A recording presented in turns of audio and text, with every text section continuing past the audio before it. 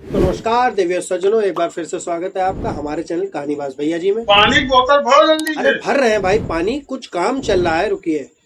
तो फिर से स्वागत है आपका हमारे चैनल कहानीबाज भैया जी में। तो आज की कहानी है नवाजुद्दीन सिद्दीकी सर के बारे में। मोटर चलाई कि नहीं? अरे यार, जब मोटर चलाएंगे तभी तो पानी भरेंगे। 2 मिनट रुक जाओ, वीडियो बन रहा है। हाँ, तो नवाजुद्दीन सिद्दीकी सर के बारे में, यानी कि उनकी नई पिक्चर के बारे में, जिसका नाम है टीकू वेट्स शेरू। मेजर को खाना खिलाओ ना। अरे हमने नहीं खाया है सुबह से, कुत्ते अरे खिला रहे हैं भाई, काम कर लेने दो। टीकू वेट शेरू के बारे में, और इसकी कहानी हम लेके आए, तो जल्दी से मेजर को टहलाओ, सब नौटंकी बंद करो, जल्दी टहला जाओ। रहे, रुकिए भैया, पहले कुत्ता टहला दे, आप लोग तब तक कहानी देखो, हम आते हैं। तो एक सीन में अवनीत कौर दिखाई जाती हैं शेरो शायरी करते हुए, जिनका नाम मूवी के अंदर होता है टीकू। और अगले सीन में नवाज भाई आते हैं। फिल्म की शूटिंग चल रही होती है, जिसमें उनको एक छोटा सा रोल मिलता है। उसमें वो थोड़ा ज्यादा एक्टिंग कर देते हैं और डायरेक्टर उनको रिप्लेस कर देता है। फिर उनका दोस्त बोलता है कि साले, जितना बोला जाता है तुम उतना क्यों नहीं करते, ज्यादा बड़ी अम्मा काहे बनते हो। तो नवाज भाई बोलते हैं, अबे मेरी एक्टिंग से सीन में जान पड़ जाती है, वो डायरेक्टर को समझ में नहीं आता तो मेरी गलती थोड़ी है। फिर नवाज भाई यानी कि शेरू अपने घर पे लेट कर किसी लड़की की फोटो देख रहे होते हैं, तभी कुछ लोग आते हैं और शेरू भाई को पेल देते हैं।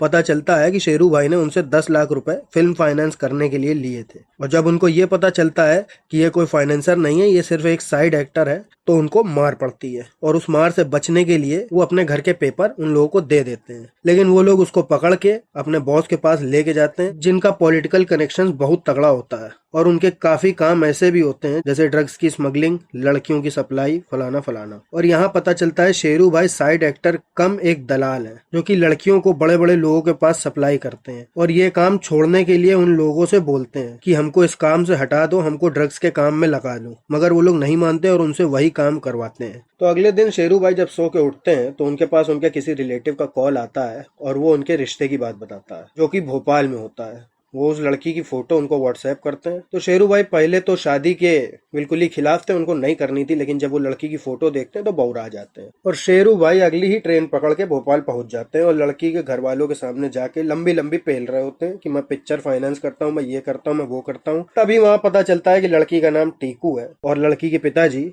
हमारी लड़की गाय है, गाय सींग वाली, यानी कि थोड़ी गुस्से वाली। और टीकू जैसे ही शेरू भाई को देखती है तुरंत मना कर देती है, क्योंकि टीकू की उम्र काफी कम होती है और शेरू भाई की काफी ज्यादा। ये देख के टीकू के जो भाई होते हैं उसको कंटाप मार देते हैं। और ये सारा कांड देखने के बाद शेरू भाई वहां से चले जाते हैं। शेरू भाई के जाने के बाद उसके भाई उसको बहुत मारते हैं। वो बचते हुए अपने पापा के पास पहुंचती है तो वो उनको रोक देते हैं। फिर वो कमरे में जाके रोते हुए अपने बॉयफ्रेंड बिन्नी को कॉल करती है और उसको बताती है कि मेरे लिए मुंबई से रिश्ता आया है। तो बिन्नी बोलता है, शादी करके वहां से निकल आओ, हम यहाँ पे सब संभाल लेंगे। असल में टीकू को फिल्मों की हीरोइन बनना होता है। और दूसरी तरफ शेरू भाई काफी दुखी होते हैं और गुस्से में भी। तब उनके पास फोन आता है लड़की वालों का कि वो मान गई है, पहले थोड़ा नर्वस थी इसलिए मना कर रही थी, और तुमको दहेज में 10 लाख रुपए भी मिलेंगे। और उनको अपना कर्जा उतारना होता है।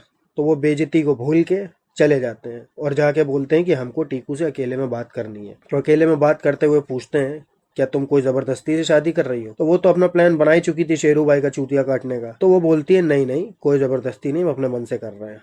फिर शादी हो जाती है। तो शेरू भाई, टीकू, 10 लाख रुपए और टीकू की बहन को लेके मुंबई आ जाते हैं। और वहां पे टीकू को एकदम से उल्टी आती है और फिर यहाँ पे सबको समझ में आ जाता है कि टीकू प्रेग्नेंट है। फिर शेरू भाई 10 लाख का कर्जा उतार के खुशी खुशी खाना वाना पैक करवा के घर पहुंचते हैं, तो देखते हैं टीकू अपना सामान लेके भाग गई है। और टीकू जाती है अपने बॉयफ्रेंड के पास, उसको बताती है कि वो प्रेग्नेंट है। तो वो गुस्सा हो जाता है और बोलता है, ये बच्चा मेरा नहीं है।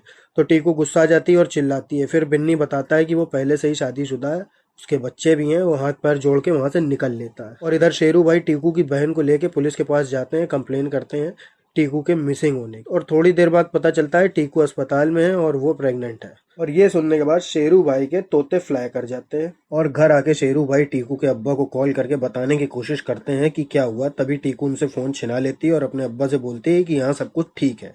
और टीकू बोलती है कि उससे बहुत बड़ी गलती हो गई और फिर आगे से ऐसी कोई गलती नहीं होगी। तो शेरू और टीकू में थोड़ा झगड़ा हो जाता है। और अगले दिन शेरू टीकू भाई के लिए छोले भटूरे बनाती है। तो शेरू भाई को लगता है कि शायद मक्खन लगाया जा रहा है। फिर एक सीन में शेरू भाई को रोल मिलता है कि जिसमें वो एक बच्चे के बाप बने होते हैं। फिर उनको समझ में आ जाता है कि टीकू सही है और वो अपने दोस्त को कॉल करके बोलते हैं कि अब वो कोई गलत काम नहीं करेंगे। फिर शेरू भाई घर पहुंचते हैं तो देखते हैं टीकू रो रही है। तो शेरू भाई बोलते हैं जो हुआ सो हुआ, लहंगा संभालो बुआ, और बोलते हैं कि हम तुम्हारे इस बच्चे को अपना नाम देने के लिए तैयार हैं। फिर अगले दिन शेरू भाई आते हैं, बोलते हैं चलो हम लोग घूम के आते हैं। एक महंगी सी ड्रेस ला के देते हैं जो कि एक हीरोइन की चुरा के लाए होते हैं। तो शेरू भैया अपनी वाइफ को एक बड़े 5 स्टार होटल में लेके जाते हैं और वो आपस में बातें कर रहे होते हैं। तभी टीकू बोलती है कि हमको हमेशा से एक अमीर पति चाहिए था, मेरी बहनें भी हमको बहुत चिढ़ाती नहीं। तो शेरू भाई झूठ बोल देते हैं कि मैं फिल्म लाइन में हूँ और फिल्म में फाइनेंस करता हूँ। फिर होता है डांस और फिर वो लोग एक बीच पे जाते हैं जहाँ होती है चुम्मी, और वहाँ टीकू बोलती है कि वो ये बच्चा गिरा देगी। तो शेरू नाराज हो जाता है और बोलता है हम इसको अपना नाम देंगे, गिराने की सोचना भी नहीं। फिर मस्त दोनों लोग एक दूसरे के साथ खुशी खुशी रहने लगते हैं। इसी चक्कर में शेरू भाई का बैंक बैलेंस काफी नीचे जा रहा होता है। फिर कुछ टाइम बाद टीकू को बच्चा होता है। फिर सब कुछ ठीक ही चल रहा था, तभी टीवी पर एक न्यूज आती है 150 करोड़ की रकम पकड़ी गई है, जो कि होती है चंद्रेश भुंड की, और वो होते हैं जिला अध्यक्ष। फिर उसके तुरंत बाद शेरू भाई पहुंचते हैं आनंद अपने दोस्त के पास, और आनंद पहले से इनसे खिसियाया होता है क्योंकि शेरू भाई बहुत समय से काम पे नहीं आए थे और ना ही उन्होंने कोई लड़की सप्लाई करी थी, और शेरू भाई को ये काम छोड़ना भी था। तो आनंद कुछ कटु शब्द शेरू से कहता है। फिर शेरू भाई आनंद को पेल देते हैं। फिर अगले दिन शेरू भाई पहुंचते हैं शाहिद भाई के पास और बोलते हैं कि हमको ये दलालगिरी से हटा के ड्रग्स के काम में लगा दो। तो शाहिद भाई उनको जूता मार के भगा देते हैं, और फिर वो एक दूसरी ड्रग्स की पार्टी के पास जाता है और ड्रग्स का काम शुरू कर देता है। और फिर क्या था, पैसा ही पैसा, मौज ही मौज। और उसमें शाहिद भाई का एक आदमी ये सब करते हुए शेरू भाई को देख लेता है और जाके शाहिद भाई को बता देता है, और फिर शाहिद भाई अपना सोर्स लगा के शेरू को पकड़वा देते हैं। शेरू भैया चले जाते हैं जेल, और फिर उनकी बीवी पहुंचती है आनंद के पास और वो उसकी बीवी को सब सच्चाई बता देते हैं। फिर वो उससे मिलने जेल जाती हैं और बोल देती है अब हमको पता चल गया है कि तुम क्या करते थे और अब हम अपने बच्चे को अकेले ही पाल लेंगे। और अगले दिन जाती हैं एक शूटिंग के सेट पे काम मांगने के लिए, तो वहां से भगा दी जाती हैं। फिर वहां मिलता है रजा अली खान, जो कि शेरू का दोस्त होता है और सेम काम करता होता है। वो बोलता है हम आपको काम दिलवा देंगे, आप हमसे आके ऑफिस में मिलिए कल। वो उनका ऑडिशन लेता है और काम दिलवाने के बदले कॉम्प्रोमाइज करने के लिए बोलता है, तो टीकू मना कर देती है। फिर मजबूरी में हाँ बोल देती है और कॉम्प्रोमाइज करवाने के बाद भी काम नहीं दिलवाता और गाली देके भगा देता है। तो वो शूटिंग के सेट से खाना लेके घर पहुंचती हैं तो देखती हैं कि उसके भाई लोग आए हुए हैं उसको ले जाने के लिए, तो वो वहां से भाग जाती है। और इधर शेरू भाई जेल से फोन करके आनंद से मदद मांगते हैं और वो मना कर देता है। फिर रात होते ही टीकू अपने घर जाती है तो उसके भाई उसकी बहन और उसके बच्चे को ले गए होते हैं। फिर उसको याद आता है कि पहले उसकी लाइफ कितनी अच्छी थी, खुशी खुशी जी रही थी वो, और अब कुछ नहीं बचा। मामला इमोशनल हो जाता है और नेक्स्ट डे शाहिद के आदमी आके उसका घर खाली करा देते हैं और वो उनको रिक्वेस्ट करती है कि शाहिद भाई से मिलने के लिए बोलती है, और वो लोग शाहिद के पास लेके जाते हैं।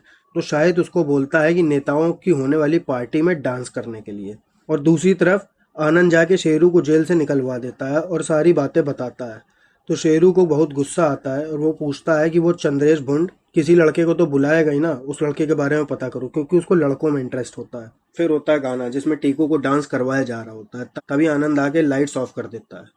तब एंट्री होती है शेरू भाई की, वो लड़की के गेटअप में आते हैं और टीकू उनको देख के पहचान जाती है। फिर वो भी डांस करने लगते हैं, तभी आनंद जाके नेताजी के एक चिपलांटर को गोली मार देता है और गलत फहमी की वजह से वहां सब लोग एक दूसरे पे गोलियां बरसाने लगते हैं। और इतने में शेरू भाई टीकू को लेके भाग जाते हैं और दोनों मिलके साइड एक्टर्स बन के अपनी लाइफ खुशी खुशी बिताने लगते हैं और कहानी हो जाती है दी एंड। तो हमने कुत्ते को टहला दिया और आपने कहानी पूरी देख ली। और जाने से पहले जिसने चैनल को सब्सक्राइब नहीं किया है वही यूट्यूबर्स वाली भीख जो सब मांगते हैं, तो हम भी मांगते हैं कि चैनल सब्सक्राइब कर देना, लाइक करना ना करना, कमेंट करना ना करना, लेकिन चैनल सब्सक्राइब करके जाइए जिससे आने वाली पिक्चर की स्टोरी आपको जल्दी मिल जाए। बेल आइकन की घंटी जरूर दबा देना, ठीक है। तब तक ले चलते हैं, जय जय श्री राम, राधे राधे।